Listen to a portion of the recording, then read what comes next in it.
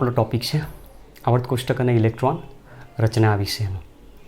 ચલો, તો આની અંદર હવે સૌથી પહેલાં આપણે અહીંયા પ્રશ્ન આપેલો છે ઇલેક્ટ્રોન રચના વિશેનો. તો ઇલેક્ટ્રોન રચના કોને કહી શકાય? તો આપણે જે તે તત્વ, જે તે પરમાણુ આપેલો છે એ પરમાણુમાં રહેલા જેટલા પણ ઇલેક્ટ્રોન છે એ ઇલેક્ટ્રોનની અલગ અલગ પ્રકારની કક્ષકોમાં આપણે જે વહેંચણી કરીએ છીએ, જે ગોઠવણી કરીએ છીએ, જેના માટે આપણે આઉબાઉ, હુન્ડ અને પાવલીના નિયમને પણ સમજી ગયા, ઇલેક્ટ્રોન રચના કઈ રીતે બનાવાય એ પણ સમજી ગયા.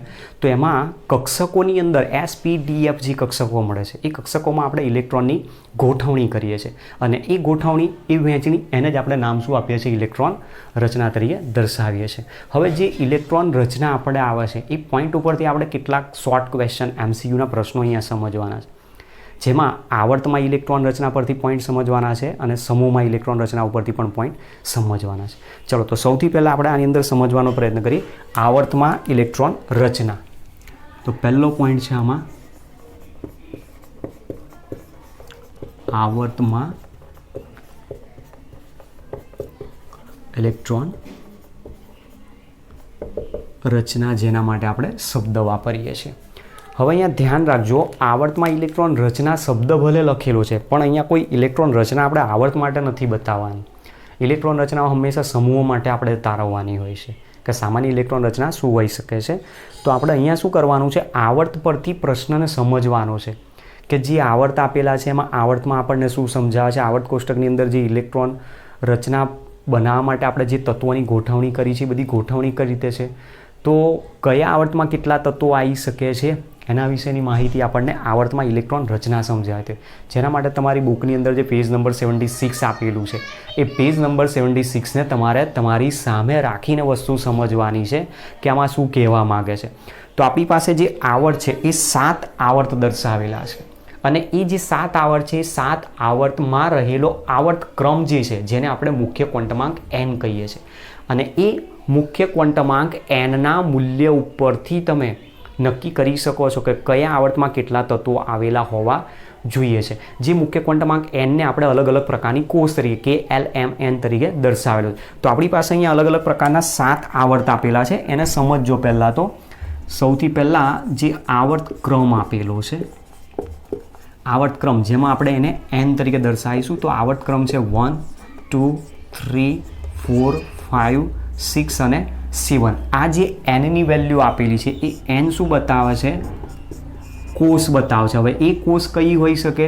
તો આમાં K, L, M, N, O, P અને Q કોષ સુધીના આપણને આવર્ત બતાવેલા છે.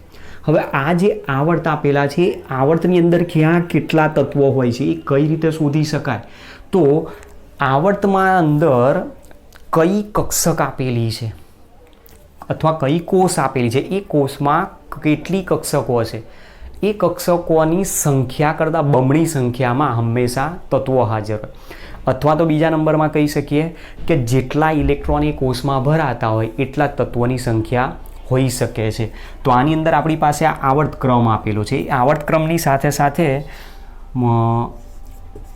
ભરાતી કક્ષકો કઈ છે એ પહેલાં અહીંયા સમજીએ. તો જો આવર્ત નંબર 1 આપેલો હશે, મતલબ પહેલી કોષ જો આપેલી હશે, તો આવર્ત નંબર 1માં જે કક્ષક ભરાય છે કઈ આવશે? તો 1s કક્ષક આવશે.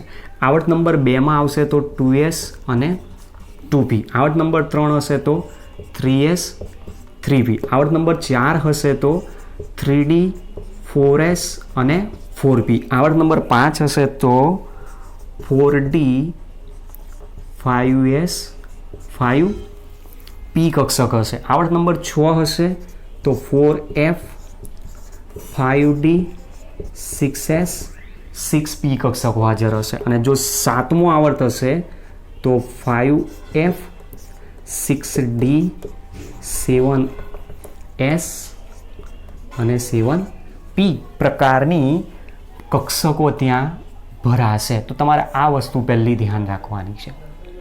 હવે અહીંયા જે કહીએ છીએ મુજબ કે કયા આવર્તમાં કેટલા તત્વો હાજર હશે તે જે તે કોષમાં ભરાતી કક્ષકોની સંખ્યા કરતાં, જે તે કોષમાં ભરાતી કક્ષકોની સંખ્યા કરતાં બમણા અથવા તે કોષમાં રહેલી કક્ષકોમાં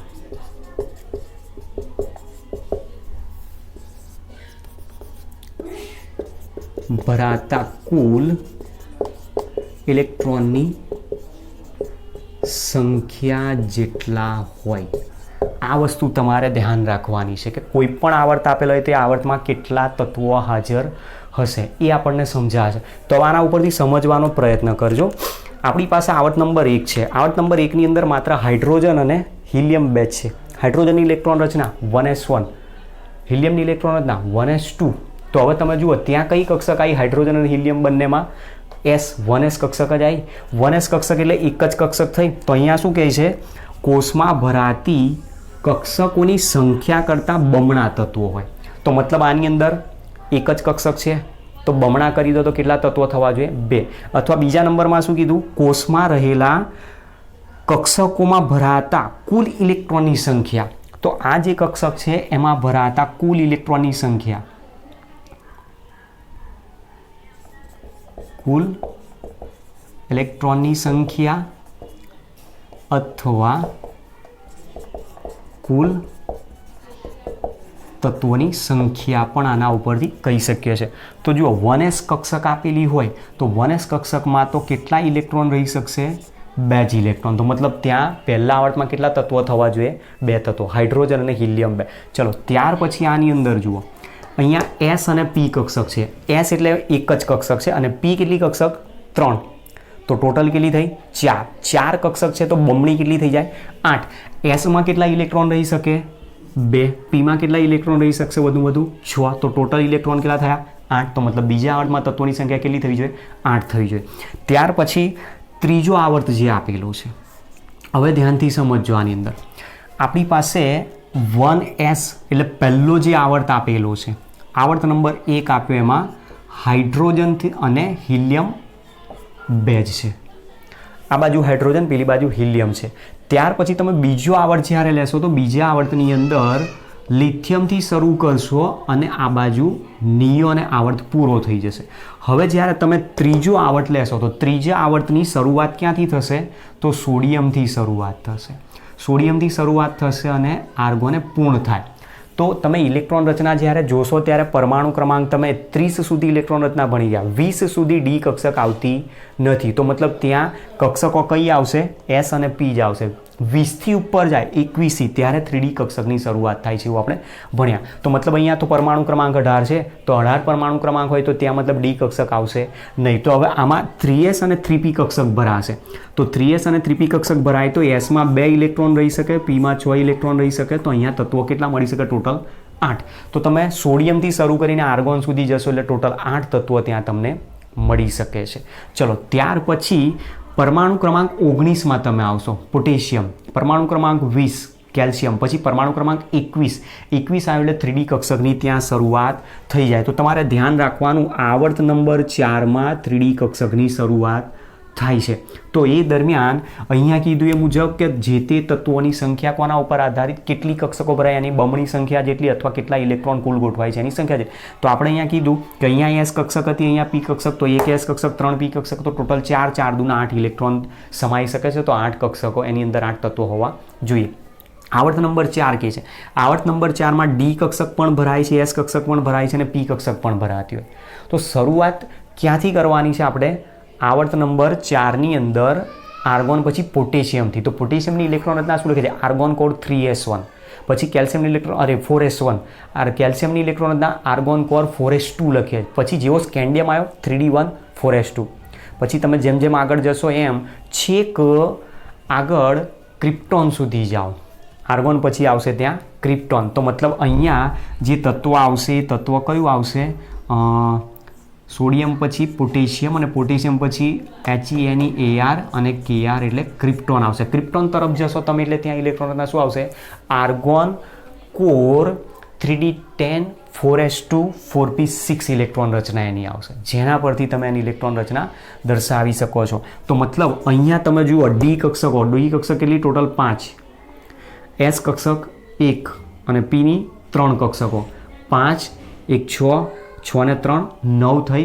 તો 9 દુના કેટલા તત્વો થવા જોઈએ? 18 તત્વો. સાથે સાથે ઇલેક્ટ્રોન કેટલા રોકી શકે? તો ડીમાં વધુ કેટલા ઇલેક્ટ્રોન રહી શકે? 10, એસમાં વધુ 2, પીમાં વધુ 6. તો ટોટલ ઇલેક્ટ્રોન રહી શકતા કેટલા થયા? 18 ઇલેક્ટ્રોન જો રહી શકતા હોય, 9 કક્ષકો જો ત્યાં મળતી હોય, તો કુલ તત્વોની સંખ્યા આવર્ત નંબર 4માં કેટલી હોવી જોઈએ? 18 હોવી જોઈએ. ચલો એ જ પ્રમાણે આની અંદર પણ છે. જુઓ આવર્ત નંબર 5માં તમે જશો તો આવર્ત નંબર 5 શરૂઆત ક્યાંથી થશે? ક્રિપ્ટોન પછી જે પોટેશિયમ આપ્યો, પોટેશિયમ પછી નીચે જાઓ તો ત્યાં રૂબિડિયમ આવશે. રૂબિડિયમથી તમે સ્ટાર્ટ કરશો અને અહીંયા ઝેનોન એ કમ્પ્લીટ થશે. તો રૂબિડિયમની તમે સ્ટાર્ટ કરશો ત્યારે ઇલેક્ટ્રોન રચના અહીંયાથી રિપીટ થયેલી છે ત્યાંથી આવશે. અને એ આવર્ત તમે લેશો ત્યારે એ તત્વોના ઇલેક્ટ્રોન રચનાની અંદર તમને આ કક્ષકો ભરાયેલી જોવા મળશે, 4d 5s અને 5p કક્ષક. તો આની અંદર આની જેમ જ મળતી આવે છે. તો ટોટલ અહીંયા પણ 10 + 2 + 6 કેટલા તત્વો હોવા જોઈએ? 18 તત્વો હોવા જોઈએ. ચલો હવે આવર્ત નંબર 6 આપેલો હોય, આવર્ત નંબર 6માં 4f કક્ષકની શરૂઆત થાય છે. તો હવે એફની ગૌણ કક્ષકો ટોટલ 7, ડીની ગૌણ કક્ષકો 5, એટલે 7 ને 5 12, 1 એસ 13, 13 ને 3 17 થઈ, અરે 16, 13 ને 3 16 કક્ષકો થઈ. તો 16 કક્ષકો જો ટોટલ અહીંયા દર્શાવેલી હોય તો ટોટલ પર તત્વોની સંખ્યા કેટલી થવી જોઈએ? 16 દુ 32. અને એમાં ભરાઈ શકતા ઇલેક્ટ્રોન કેટલા? તો એફની 7 ગૌણ કક્ષકોમાં ટોટલ 14 ઇલેક્ટ્રોન રહી શકે, ડીની 5 ગૌણ કક્ષકમાં ટોટલ 10 ઇલેક્ટ્રોન રહી શકે, એસની 1 ગૌણ કક્ષકમાં 2 ઇલેક્ટ્રોન રહી શકે, પીની ગૌણ કક્ષકમાં 6 ઇલેક્ટ્રોન રહી શકે. તો જુઓ 24 ને 2 26, 26 ને 6 32 તત્વો આની અંદર સરળતાથી રહી શકે છે. તો હવે એની અંદર તમે જોવા જશો તો શરૂઆત ક્યાંથી થતી હોય છે? આવર્ત નંબર 7થી. તો સોડિયમ, પોટેશિયમ, રૂબિડિયમ, સીઝિયમ અને અહીંયા આવશે ઝેનોન, પછી આવશે રેડોન. આવર્ત કમ્પ્લીટ થઈ જશે. ત્યાર પછી આવર્ત નંબર 7, આવર્ત નંબર 7 આના પછીનો જ આવર્ત આવશે. તો અહીંયા 4f 5d 6s 6p હતી, એની જગ્યાએ હવે આગળ એક ક્રમ નીચે ઉતરો તો કોષ આખો બદલાશે. કોષ બદલાશે એટલે મુખ્ય ક્વોન્ટમાંક પણ બદલાઈ જશે. તો મુખ્ય ક્વોન્ટમાંક બદલાશે એટલે અહીંયા 4 ની જગ્યાએ 5, 5 ની જગ્યાએ 6, 6 ની જગ્યાએ 7 આવી જશે. અને એની અંદર પણ આની જેમ જ છે. તો ભરાતા ઇલેક્ટ્રોન 14 + 10 + 2 + 6 બરાબર 32, જે ફ્રાન્સિયમથી શરૂ કરશો અને 19 અને 118મું તત્વ કમ્પ્લીટ થઈ જશે. જેમાં જે મુખ્ય ક્વોન્ટમ આંક બતાવેલો છે આપણને,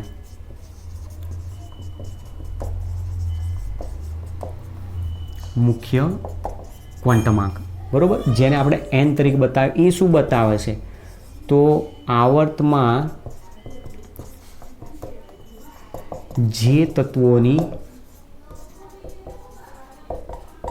બાહ્યતમ કક્ષા દર્શાવે. હવે એ પણ કઈ ગણવાની?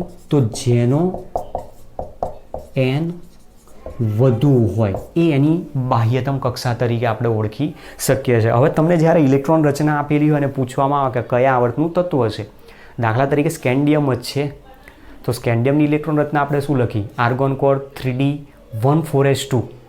તો મતલબ મુખ્ય ક્વોન્ટમાંક વધુ કેટલો થયો? 4. તો એ કયા આવર્તનું તત્વ થયું? તમને સીધો જ જવાબ મળી જાય. જુઓ, ચોથા આવર્તનું તત્વ આવી જશે સ્કેન્ડિયમ. ક્લિયર? તો આ પ્રમાણે આપણને આવર્તની અંદર પહેલાં સમજૂતી આપી છે કે આવર્તમાં કયા આવર્તમાં કેટલા તત્વો રહી શકતા હોય છે. તો આપણને અહીંયા બતાવ્યું છે એ મુજબ કે આવર્ત નંબર 1 હોય તો 2 તત્વો રહી શકે, આવર્ત નંબર 2 હોય 8 તત્વો, આવર્ત નંબર 3 હોય 8 તત્વો, આવર્ત નંબર 4 હોય 18 તત્વો, આવર્ત નંબર 5 હોય 18 તત્વો, આવર્ત નંબર 6 હોય 32 તત્વો અને આવર્ત નંબર 7 હોય તો એ 32 તત્વો થાય. અને ટોટલ કેટલા તત્વો થાય છે? એ પ્રમાણે 118 તત્વો કમ્પ્લીટ થતા હોય છે.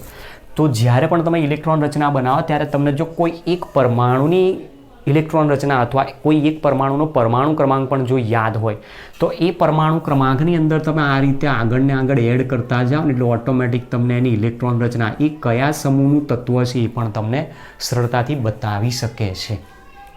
તો આ વસ્તુ આપણને એની અંદર આપણી બુકમાં સમજાવેલી છે. બુકની અંદર તમને એવો પ્રશ્ન પૂછી નાખવામાં આવે કે ત્રીજા આવર્તમાં કુલ કેટલા તત્વો છે, અથવા પ્રશ્ન આ રીતે પણ પૂછી શકે n બરાબર 5 દર્શાવતો આવર્ત હોય, મતલબ કે કયો આવર્ત કીધો છે, પાંચમો આવર્ત. પાંચમા આવર્તમાં કુલ તત્વોની સંખ્યા કેટલી તેની સમજૂતી આપો. તો કઈ રીતે તમે સમજાવશો? તો n બરાબર 5 છે. n બરાબર જો 5 હોય તો l બરાબર શું આવે? 0 1 2 3. આ રીતના એની અંદર આપણને એલની વેલ્યુ મળી શકે. પણ n બરાબર 5 જો હોય તો એ તમને જવાબ અહીંયાથી મળશે. n બરાબર 5 એટલે કઈ કોષ આવી? કોષ O. તો n બરાબર 5 હોય તો તમે કહી શકો છો કોષ O દર્શાવે છે. અને O કોષમાં કઈ કઈ કક્ષકો ભરાઈ શકે છે? તો 4D 5S અને 6P કક્ષકો એમાં ભરાઈ શકે છે. તો ટોટલ કેટલા ઇલેક્ટ્રોન રહી શકે? ડીમાં 10, આની અંદર 2 12 અને આની અંદર 6 એટલે 18. અરે 12 ને 6 18 એટલે ટોટલ કેટલા ઇલેક્ટ્રોન રહી શકશે? 18 ઇલેક્ટ્રોન. તો મતલબ પાંચમા આવર્તમાં કુલ ઇલેક્ટ્રોનની સંખ્યા કેટલી થશે? 18 થશે. તો આ રીતનો ક્વેશ્ચન, શોર્ટ ક્વેશ્ચન આપણી બુકની અંદર સ્વાધ્યાયમાંથી પણ પૂછાયેલા છે. તો આ બધી વસ્તુ આપણને સમજાવી છે આવર્તમાં ઇલેક્ટ્રોન રચના. આવર્તમાં ઇલેક્ટ્રોન રચનામાં મેઇન વસ્તુ શું સમજાવી કે કયા આવર્તનું તત્વ છે એ તમે એની બાહ્યતમ કક્ષાને આધારે નક્કી કરી શકો. બાહ્યતમ કક્ષા કોને કહી શકાય? ઇલેક્ટ્રોન રચનાની અંદર જેનો મુખ્ય ક્વોન્ટમાંક વધારે હોય, જેની એનની વેલ્યુ વધારે હોય એ એની બાહ્ય કક્ષા કહેવાય. એ બાહ્યતમ કક્ષાના મુખ્ય ક્વોન્ટમાંકના આધારે તમે કહી શકશો કે કયા આવર્તનું તત્વ એ હોવું જોઈએ. તો પ્રથમ આવર્તમાં માત્ર 2 જ તત્વો છે, હાઇડ્રોજન અને હિલિયમ. બીજા આવર્તની અંદર બીજા આવર્તમાં તમે ટોટલ જોશો તો 8 તત્વો છે, જે લિથિયમથી માંડીને નિયોન સુધી આવે. ત્રીજા આવર્તમાં પણ 8 તત્વો, જે સોડિયમથી આર્ગોન છે, જે તમારી ચોપડીની અંદર 76 નંબરના પેજ ઉપર તમે આવર્ત કોષ્ટકમાં જોશો ને એટલે ઓટોમેટિક મળી જશે.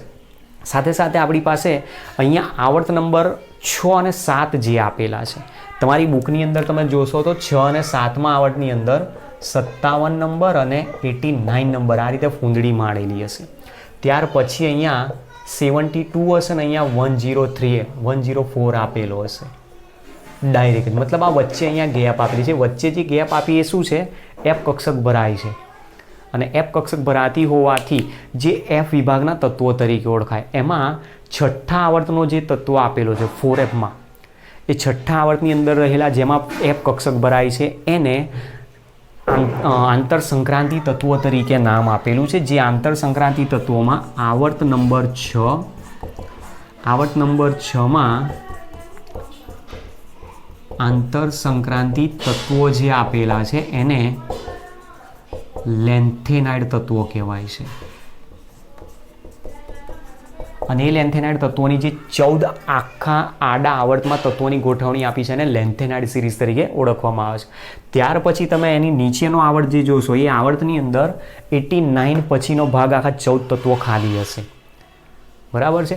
જે એક્ટિનમથી સ્ટાર્ટ થશે. અને એક્ટિનમથી સ્ટાર્ટ થાય છે એના પરથી એને નામ આપેલું છે, અહીંયા એક્ટિનમ તત્વ જશે અને જ્યાંથી જે તત્વો આપેલા છે એને એક્ટિનાઇડ સિરીઝ તરીકે ઓળખવામાં આવે. તો એ બધા F વિભાગના તત્વો આપેલા છે. તો આવર્ત નંબર 6 અને 7 જે બતાવે છે એમાં F વિભાગના તત્વો હાજર છે. આવર્ત નંબર 4 અને 5 જે બતાવે છે એમાં D વિભાગના તત્વો હાજર છે. એમાં જ્યાં 3D કક્ષક ભરાય છે એને પ્રથમ સંક્રાંતિ શ્રેણી કહેવાય. જ્યાં 4D કક્ષક ભરાય તો એને દ્વિતીય સંક્રાંતિ શ્રેણી કહી શકાય. 5D કક્ષક ભરાતી હોય તો એને તૃતીયક સંક્રાંતિ શ્રેણી તરીકે પણ ઓળખવામાં આવતી હોય છે. તો એ બધી વસ્તુ આપણને આગળ જેમ જેમ તમે ટોપિકમાં ભણતા જશો એના ઉપરથી ખ્યાલ આવી શકે છે. તો આ વસ્તુ પહેલાં આપણને સમજાવી છે. આવર્તની અંદર ઇલેક્ટ્રોન રચના, આવર્તની અંદર ક્યાં કયા આવર્તમાં કેટલા તત્વો રહી શકે છે અને તમને ડાયરેક્ટ રેન્ડમલી ઇલેક્ટ્રોન રચના આપી દીધી હોય તો એ કયા આવર્તનું તત્વ છે એવો પ્રશ્ન પણ આપણને પૂછી શકે છે. દાખલા તરીકે આપણી પાસે ફ્લોરિન આપેલો છે. ચલો, ફ્લોરિનનો પરમાણુ ક્રમાંક આપણે લઈએ છીએ 9. તો ઇલેક્ટ્રોન રચના લખે છે 1s2 2s2 2p4. તો હવે આના પરથી તમને પૂછે કે ફ્લોરિન કયા આવર્તનું તત્વ છે? તો ફ્લોરિનમાં મુખ્ય ક્વોન્ટમાંક સૌથી વધારે 2 છે. તો બીજા આવર્તનું તત્વ છે એ તમે સરળતાથી આના ઉપરથી કહી શકો છો. તો જુઓ, લિથિયમથી નિયોનની વચ્ચે ત્યાં નિયોનની આગળ જ ફ્લોરિન તત્વ સીધું આવેલું જોવા મળી શકે છે. બરાબર? તો જે વસ્તુ તમારે જરૂર લાગે આ ચોપડીની અંદર નથી આપેલી તો આને તમે નોંધ કરી લો. બરાબર છે? ત્યાર પછી આપણે સમૂહમાં ઇલેક્ટ્રોન રચના વિશે સમજવાનો પ્રયત્ન કરીએ છીએ. ચલો, હવે આની અંદર આપણે જોઈશું સમૂહમાં ઇલેક્ટ્રોન રચના. હવે સમૂહમાં ઇલેક્ટ્રોન રચના જોઈએ એના પહેલાં એક વસ્તુ જે અહીંયા છે તમારે પોઈન્ટ આઉટ કરી દેવાની છે. નોંધ કરી લેજો આમાંથી કોઈ પણ તત્વની ઇલેક્ટ્રોન રચનામાં તેની બાહ્યતમ કક્ષા, જેને આપણે સંયોજકતા કક્ષા પણ કહીએ છીએ, બાહ્યતમ કક્ષામાં રહેલો મુખ્ય ક્વોન્ટમાંક, મતલબ n નું મૂલ્ય એ જે તે તત્વનો આવર્ત ક્રમ દર્શાવે. બરાબર, આ વસ્તુ પોઈન્ટ તમારે ધ્યાન રાખવાનો કે કોઈ પણ જગ્યાએ આવર્ત નક્કી કરવાનું કે તો તમે કઈ રીતે આપી શકો. ચલો હવે આપણે જે પોઈન્ટ છે એને સમજીએ. પોઈન્ટ નંબર 2, સમૂહમાં ઇલેક્ટ્રોન રચના.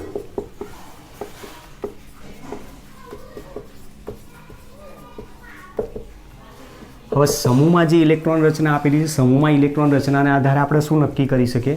તો કોઈ પણ સમૂહમાં ઇલેક્ટ્રોન રચના કઈ રીતે આપી શકાય? તો જે તત્વ આપેલું છે એ તત્વની જ્યારે સમાન ભૌતિક અને સમાન રાસાયણિક લાક્ષણિકતાઓ હોય, રાસાયણિક ગુણધર્મો જેના સમાન હોય, એની હંમેશા સમૂહમાં ઇલેક્ટ્રોન રચના પણ સમાન જોવા મળતી હોય છે. મતલબ સામાન્ય ઇલેક્ટ્રોન રચના આપણે એના ઉપરથી દર્શાવી શકીએ. અલગ અલગ સમૂહ આપણે અહીંયાથી નક્કી કરવાનો પ્રયત્ન કરીએ. એની ઇલેક્ટ્રોન રચના જુઓ. સમૂહ નંબર 1 આપેલો છે. સમૂહ નંબર 1 ની અંદર લિથિયમ,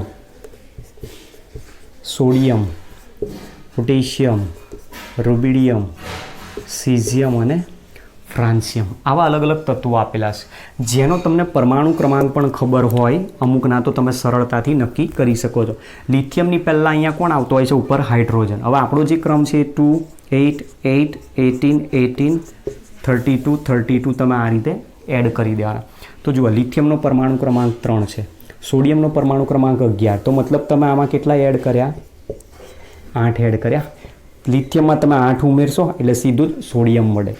સોડિયમ પછી પોટેશિયમ છે, પોટેશિયમનો પરમાણુ ક્રમાંક છે 19, તો મતલબ તમે આમાં કેટલા એડ કર્યા?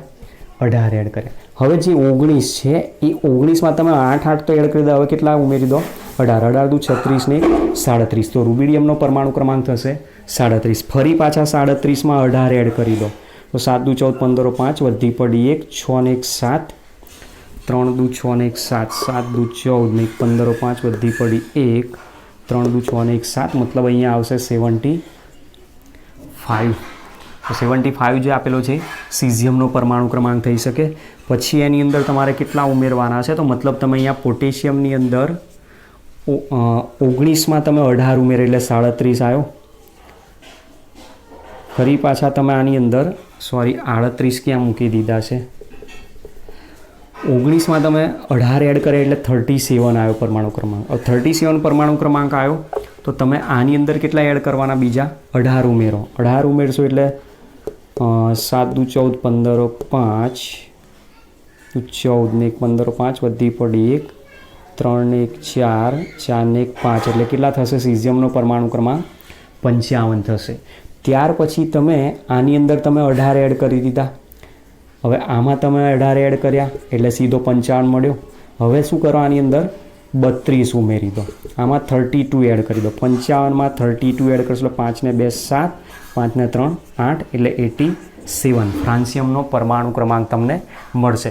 જેના આધારે આપણે ઇલેક્ટ્રોન રચનાઓ જો બનાવીએ છીએ, તો આપણી પાસે ઇલેક્ટ્રોન રચના હિલિયમની છે 1s2. તો આ લિથિયમની ઇલેક્ટ્રોન રચનામાં 3 પરમાણુમાં 3 ઇલેક્ટ્રોન ગોઠવાના, તો ઇલેક્ટ્રોન રચના થાય 1s2, 2s1, અથવા એની કોર ઇલેક્ટ્રોન રચના આપણે લખીએ છીએ હિલિયમ કોર 2s2 તરીકે આપણે 2s1 તરીકે દર્શાવી શકીએ છીએ, હિલિયમ કોર 2s1. ચલો, ત્યાર પછી સોડિયમ હોય તો 1s2, 2s2, 2p6, 3s1. તો આ ઇલેક્ટ્રોન રચના કોની છે? નિયોનની. તો નિયોન કોર 3s1 તરીકે દર્શાવી શકીએ. ચલો, એ જ પ્રમાણે પોટેશિયમ 19 ગોઠવવાના છે, તો 1s2, 2s2, 2p6, 3s2, 3p6, 4s1. તો આની ઇલેક્ટ્રોન રચના થશે આર્ગોન કોર 4s1, કારણ કે આ ઇલેક્ટ્રોન રચના કોની છે? આર્ગોનની ઇલેક્ટ્રોન રચના. ત્યાર પછી તમે રૂબિડિયમ, સીઝિયમ, ફ્રાન્સિયમ તરફ જો જવું હોય તો આગળ શું આવશે? આર્ગોન કોર પછી આવશે ક્રિપ્ટોન કોર 5s1, ત્યાર પછી આવશે ઝેનોન કોર 6s1 અને છેલ્લે આવશે રેડોન કોર 7s1 તરીકે આવશે. તો આ 86 ને 87 એનો પરમાણુ ક્રમાંક મળી જાય. તો આ શું થઈ ગઈ એની ઇલેક્ટ્રોન રચના. તો જુઓ ઇલેક્ટ્રોન રચના ઉપરથી તમને ખબર પડી જાય કે 2s1 છે તો આ કયા આવર્તનું તત્વ થયું? બીજા અણુનું તત્વ, જે અહીંયા લખ્યું છે મુજબ.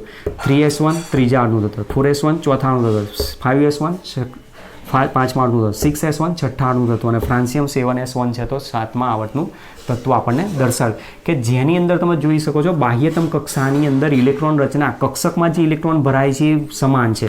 મતલબ અહીંયા જે કક્ષા બતાવી છે એમાં એસ કક્ષક બતાવેલી છે, એમાં એક જ ઇલેક્ટ્રોન દરેકમાં ઉમેરાતો છે, ખાલી બદલાય છે કોણ? મુખ્ય ક્વોન્ટમમાં. તો સમૂહ નંબર 1ના તત્વોની સામાન્ય ઇલેક્ટ્રોન રચના શું થઈ જશે? અહીંયા NS1 તરીકે આપણે દર્શાવી શકીએ. તો NS1 એ એની સામાન્ય ઇલેક્ટ્રોન રચના દર્શાવે. સમૂહ નંબર 1ના તત્વોની સામાન્ય ઇલેક્ટ્રોન રચના તમારે આ ધ્યાન રાખવાનું છે. સમૂહ 1ના તત્વોની સામાન્ય ઇલેક્ટ્રોન રચના, જે સામાન્ય ઇલેક્ટ્રોન રચના આવે છે NS1 તરીકે. ચલો હવે આની બાજુનો સમૂહ નંબર 2 લઈએ. સમૂહ નંબર 2 આપેલો છે BE Mg Ca SR BA અને RA. બરાબર? બેટા, માંગે, કાર, સ્કૂટર, બાપ, રોય. આપણે આને કઈ રીતે યાદ રાખીએ છીએ? અહીંયા હાઇડ્રોજનને કન્સિડર કરો ઉપર, તો હે, લી, ના, કી, રબસે, ફરિયાદ. આ રીતે એને આપણે યાદ રાખીએ છીએ. બરાબર? આપણો જે ચેનલ છે ચેનલ ઉપર બીજા નંબરનો બેઝિક કન્સેપ્ટનો વિડીયો આપેલો છે. વિડીયોની અંદર આવર્ત કોષ્ટક 15 બધા 18 સમૂહને કઈ રીતે યાદ રાખવાની ટ્રીક બતાવેલી છે. ચલો હવે આનો પરમાણુ ક્રમાંક લો. સમૂહ નંબર 1ના તત્વના તમને પરમાણુ ક્રમાંક ખબર છે, આમાં એક એક એડ કરી દો આગળ પછી. તો અહીંયા 3 હતો, 3ની જગ્યાએ બેરિલિયમ, 4 11ની જગ્યાએ 12, 19ની જગ્યાએ 20, ત્યાર પછી અહીંયા 37ની જગ્યાએ થશે 38, આની અંદર 55ની જગ્યાએ થશે 56, અહીંયા 87ની જગ્યાએ થશે 88. હવે આની ઇલેક્ટ્રોન રચનાઓ આપણે લખવાની છે. ઇલેક્ટ્રોન રચના જો લખીએ તો એક જ ઇલેક્ટ્રોન હવે એડ થાય. હવે એક ઇલેક્ટ્રોન એડ થાય તો એ ઇલેક્ટ્રોન ક્યાં જશે? 2s કક્ષકમાં જ જશે. અને 2s કક્ષકમાં જ જો ઇલેક્ટ્રોન જાય તો બેરિલિયમની ઇલેક્ટ્રોન રચના 1s2 2s2 અથવા તો પછી હિલિયમ કોર 2s2 થશે. ચલો એ જ પ્રમાણે મેગ્નેશિયમની ઇલેક્ટ્રોન રચના તો 1s2 2s2 2p6 3s2 અથવા તો નિયોન કોર 3s2 પ્રકારની એની ઇલેક્ટ્રોન રચના થશે. હવે તમે જેમ જેમ આગળ જશો એમ આની ઇલેક્ટ્રોન રચના આવે છે આર્ગોન કોર 3s2, પછી krypton core 4s2, xenon core 5s2, ત્યાર પછી રેડોન કોર કનેક્ટ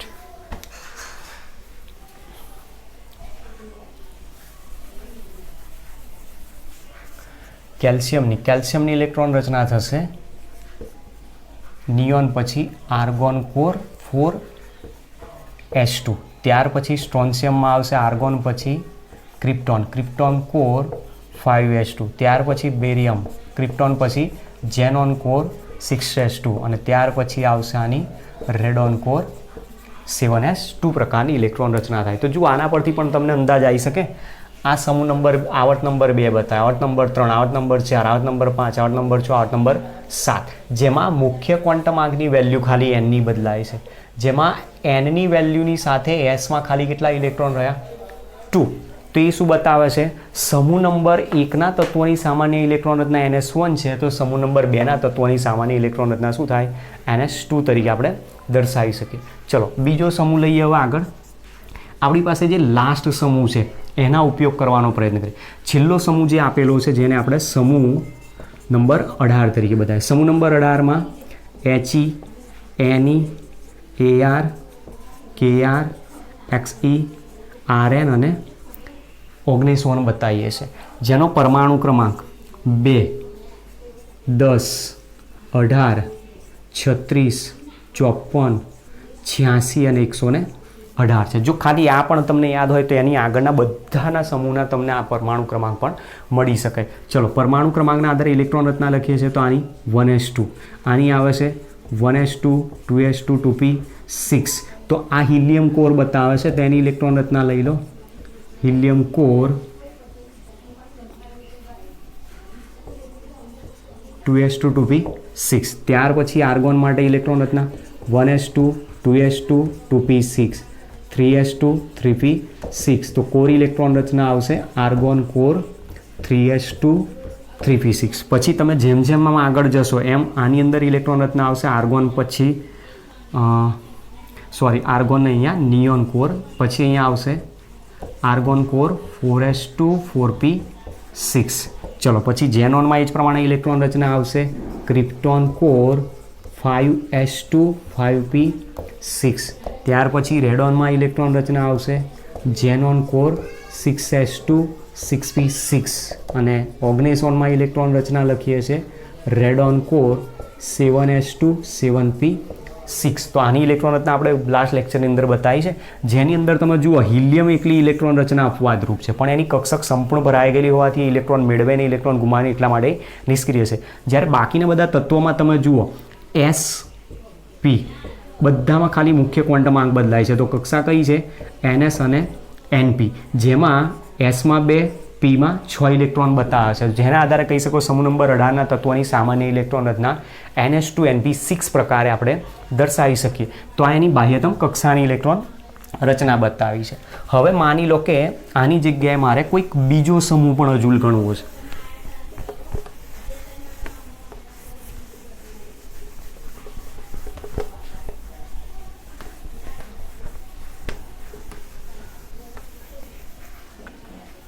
ચલો સમૂહ નંબર 18ની જગ્યાએ લઈએ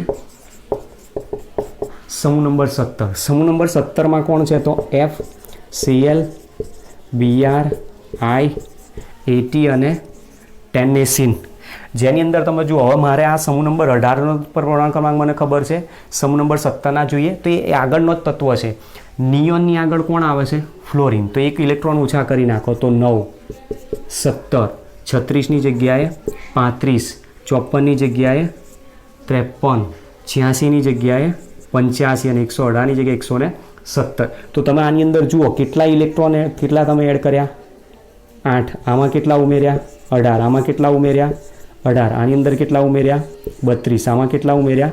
32. તો 8, 18, 18, 32, 32 એ ક્રમની અંદર આપણે આને એડ કરતા જતા હોય. ચલો હવે આની ઇલેક્ટ્રોન રચના લખવી હોય તો 1s2, 2s2, 2p5. અથવા આ હિલિયમની કોર ઇલેક્ટ્રોન રચના આવી, હિલિયમ કોર 2s2, 2p5 તરીકે મળશે. ચલો ક્લોરીન ઇલેક્ટ્રોન રચના 1s2, 2s2, 2p6, 3s2, 3p5. તો આ ઇલેક્ટ્રોન રચના છે નિયોન બતાવે. તો neon core 3s2, 3p5 electron રચના બનાવે. બ્રોમિન ઇલેક્ટ્રોન રચના બનાવી હોય તો નિયોન પછી આર્ગોન કોર આવશે.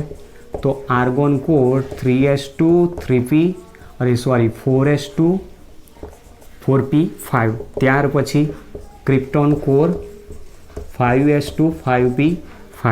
ત્યાર પછી ઝેનોન કોર 6s2, 6p5. અને સૌથી છેલ્લે આવશે રેડોન કોર 7s2, 7p5 તરીકે આપણે આની ઇલેક્ટ્રોન રચના દર્શાવી શકીએ. તો તમે જુઓ આ બધી એની બાહ્યતમ કક્ષાઓ આપી. બાહ્યતમ કક્ષાઓની અંદર ns અને np કક્ષકો બતાવી, જેમાં sમાં 2 ઇલેક્ટ્રોન છે અને pમાં 5 ઇલેક્ટ્રોન. તો સમૂહ નંબર 17ના તત્વોની સામાન્ય ઇલેક્ટ્રોન રચના શું થશે?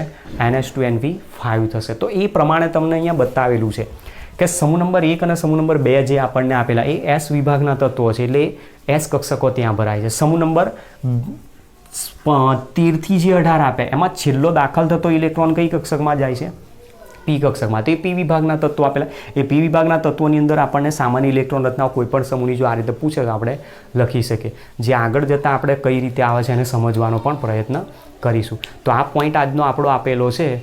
આવર્ત કોષ્ટકમાં આવર્ત અને સમૂહમાં ઇલેક્ટ્રોન રચના જો આપેલી હોય તો આપણને શું સમજાવે છે ઓકે, હવે નેક્સ્ટ ટોપિકની અંદર આપણે સમજવાનો પ્રયત્ન કરીશું કે આવર્ત કોષ્ટક જે આપેલું છે કેટલા ભાગમાં વિભાગ કરેલા છે, એ 4 વિભાગ કઈ રીતે આવે છે, એની અંદર શું માહિતી આવે છે, અને ત્યાર પછી એના ભૌતિક રાસાયણિક ગુણધર્મોની આવર્તી વલણ વિશે સમજીશું. Okay, thanks to